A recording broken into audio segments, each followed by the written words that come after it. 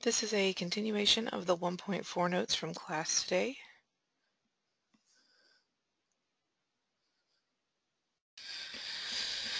Okay, so we're looking at part C from, this was example number 3 from 1.4, the first day. And this is trying to add and subtract some rational fractions together. So the first thing we need to figure out is what would be a least common denominator. You find that by factoring all of your denominators. T plus 3 is completely factored. T minus 3 is factored, but t squared minus 9 will factor into t plus 3 and t minus 3.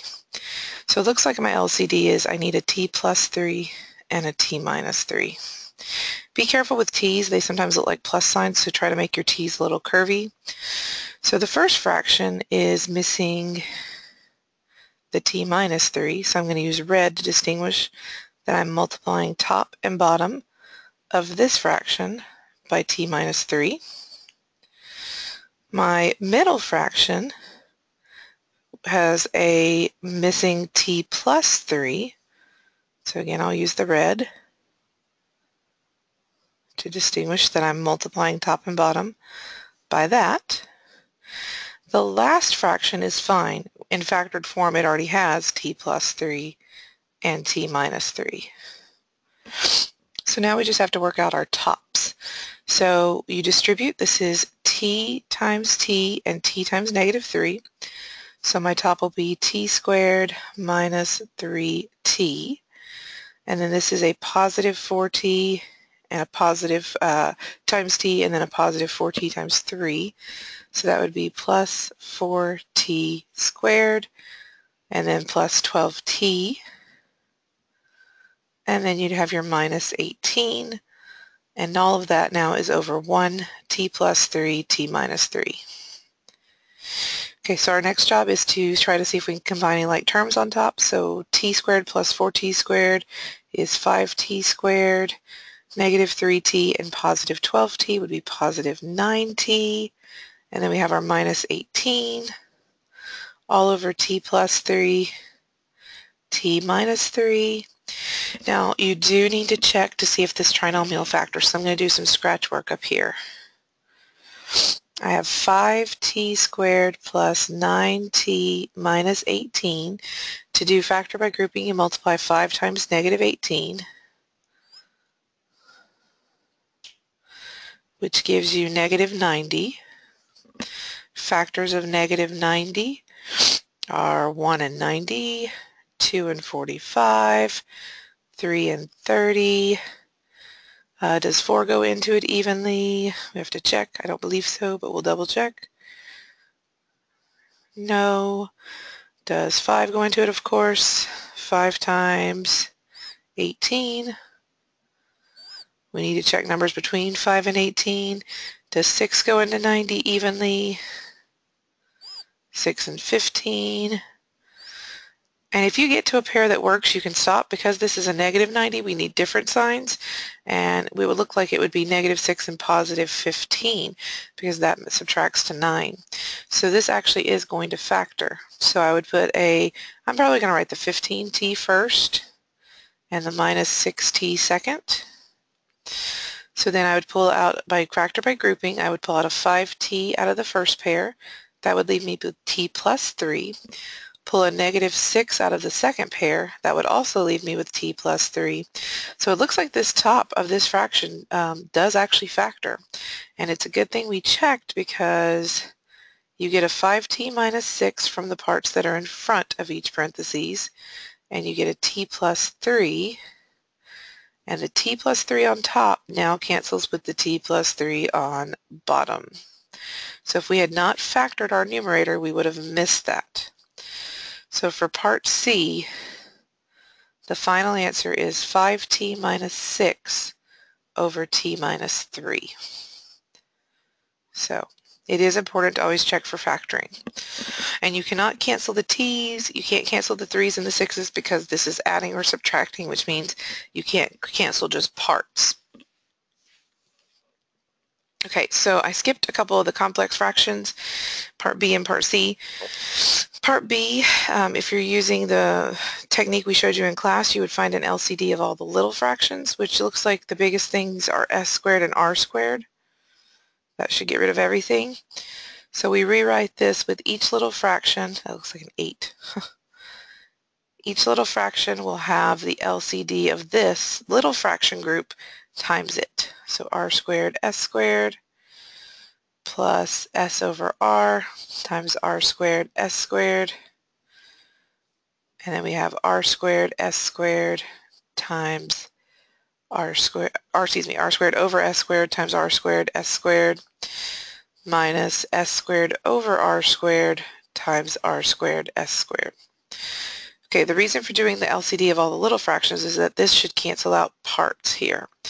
So on top for this first fraction part, we have an r times an r squared and an s left over. So that would be r cubed s. For the second fraction, one of the r's will cancel. We'll have s times s squared, which would be s cubed, and we'll still have an r to the first power. So r s cubed. Your denominator, you have s squared canceling with s squared. So you've got r to the fourth, because you have r squared times r squared, so r to the fourth. And then in the second piece, the r squareds cancel out, so it's minus s squared times s squared, or minus s to the fourth. Now on top you have a GCF of r and s that can be pulled out. They both have at least an r and an s. That leaves you with an r squared plus an s squared. The bottom is two perfect squares. Both of these would be 2 if you took the square root. So we'll get one case where we write it with a plus and one case where we write it with a minus.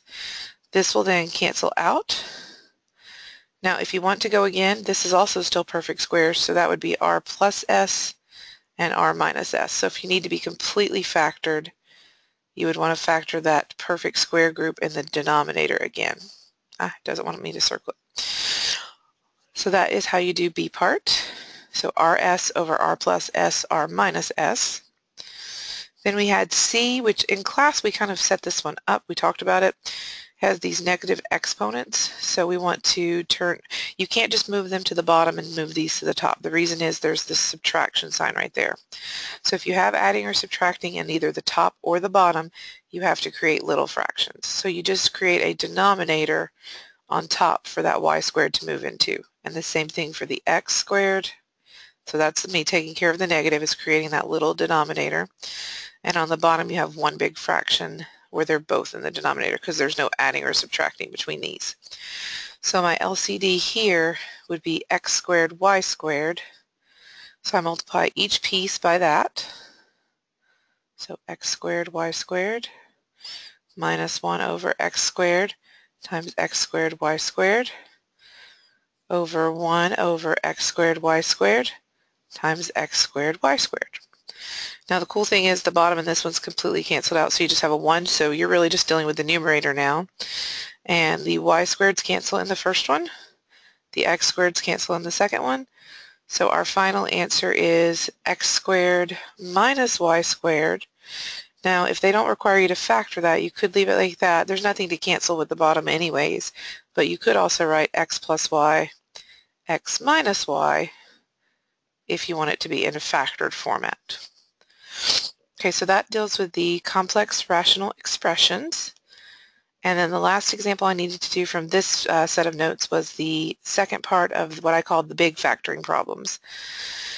This one, the big difference is, so here's my separator, where my plus sign is that I have negative exponents, but you treat it pretty much the same. So first of all, I always start out with trying to combine those monomials. So that would be 8, 3x plus 2 to the negative 4 times 4x minus 5 plus, then I'd have negative 2 times 3, so that'd be negative 6, 4x minus 5 squared, and 3x plus 2 to the negative 3.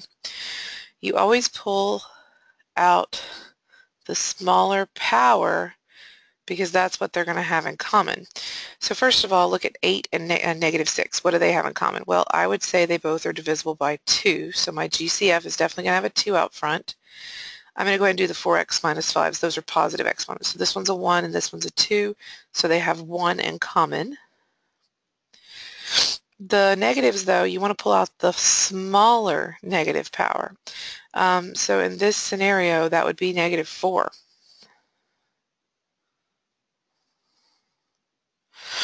Then you're going to be left, remember, with a bracket of things. In the first one, the 8 divided by 2 would leave me with a 4, but I've pulled out everything else because these pieces actually match exactly what I said were my LCD parts, or my, my GCF parts.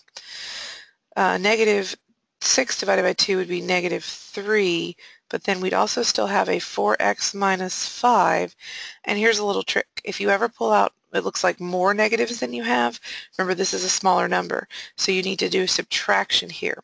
What is negative 3 minus negative 4? Well, minus a negative would be plus, so negative 3 plus 4 is positive 1. So you actually have one positive one left over. Now a lot of people try to do 4 minus 3 first. Remember, you can't do that. This is order of operations. To work this big part inside out, you have to work out the FOIL and then distribute the negative 3 and then do the 4 part. You have to work it out by order of operations. So I'm going to FOIL first. That would be 12x squared. 4x plus times 2 would be 8x. Negative 5 times 3 would be negative 15x. Negative 5 times 2 would be negative 10. And then we have this part just brings down.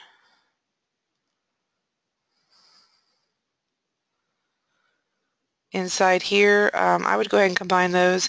8 minus 15 is negative 7x. So now I'm going to distribute negative 3 to these parts.